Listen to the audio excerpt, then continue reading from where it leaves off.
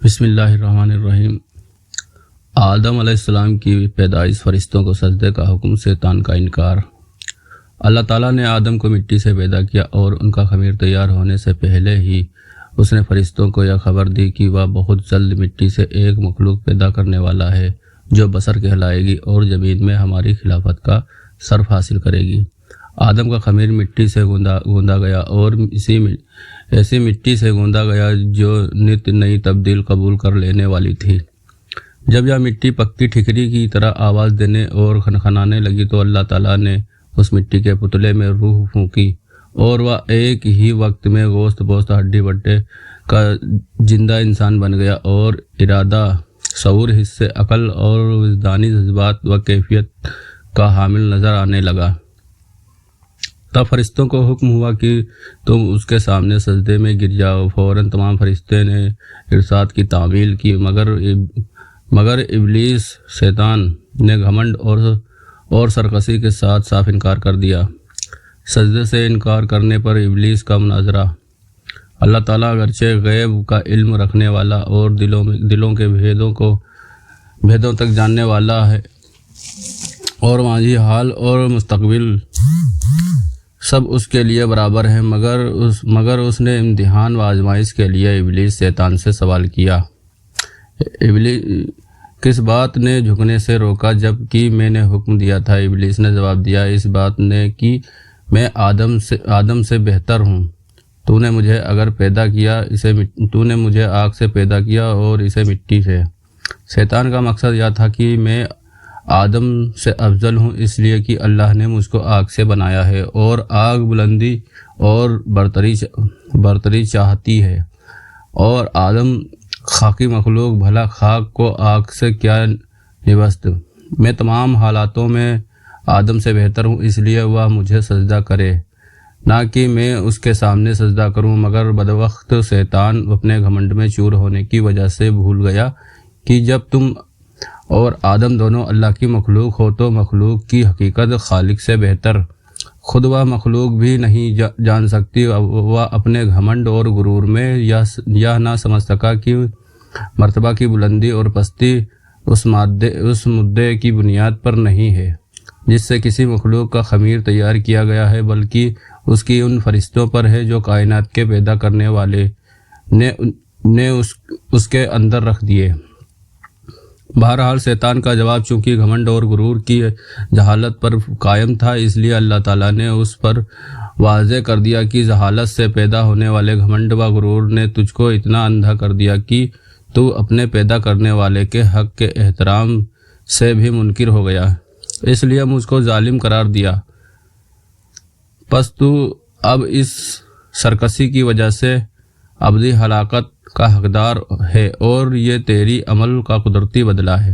ابلیس میں نے مہلت طلب کی۔ ابلیس نے جب دیکھا کہ کائنات کے پیدا کرنے والے کے حکم کے خلاف کرنے، تکبر اور اللہ پر ظلم کے الزام نے ہمیشہ کے لیے مجھ کو اللہ رب العالمین کی آغوش رحمت سے مردود اور جنت سے محروم کر دیا، تو توبہ اور ندامت کی جگہ اللہ سے یہ درخواست کی کہ قیامت آنے تک مجھ کو مہلت دے اور اس لمبی مدت کے لیے زندگی کی رسی لمبی کر دے۔ اللہ کی حکمت کا تقاضا بھی یہی تھا، اس لیے اس کی درخواست منظور کر لی گئی۔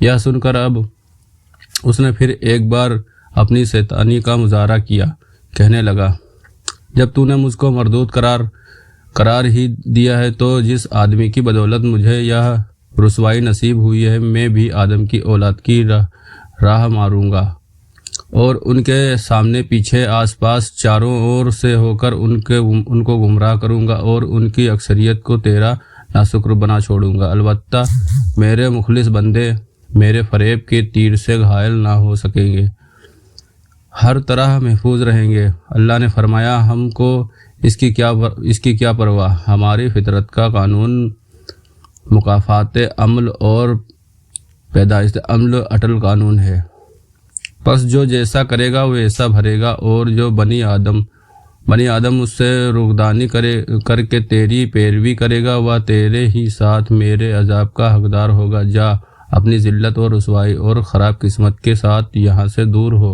اور اپنی اور اپنے پیروکاروں کی ابدی نعلت جہنم کا انتظام کر۔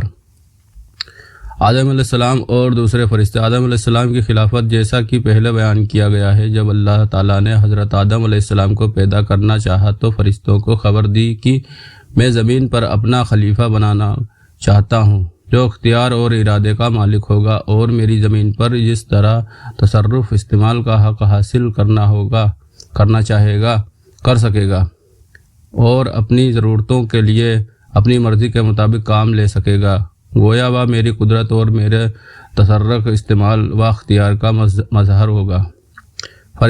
فرشتے نے یہ سنا تو حیرت رہ گئے۔ اللہ کے دربار میں عرض کیا کہ اگر اس ہستی کی پیدائش کی حکمت یہ ہے کہ دن رات تیری تسبیح و تحلیل میں لگا رہے اور تیری تقدیس اور بزرگی کے گن گائے تو اس کے لیے ہم حاضر ہیں، جو ہر لمحہ تیری حمد و ثنا کرتے ہیں اور بے شون و چرا تیرا حکم بجا لاتے ہیں۔ ہم کو تو اس خاکی اور فتنہ و فساد کی بو آتی ہے، ایسا نہ ہو کہ یہ تیری زمین کو خرابی اور خروشی پیدا کر دے۔ اے اللہ تیرا فیصلہ آخر کس حکمت پر مبنی ہے؟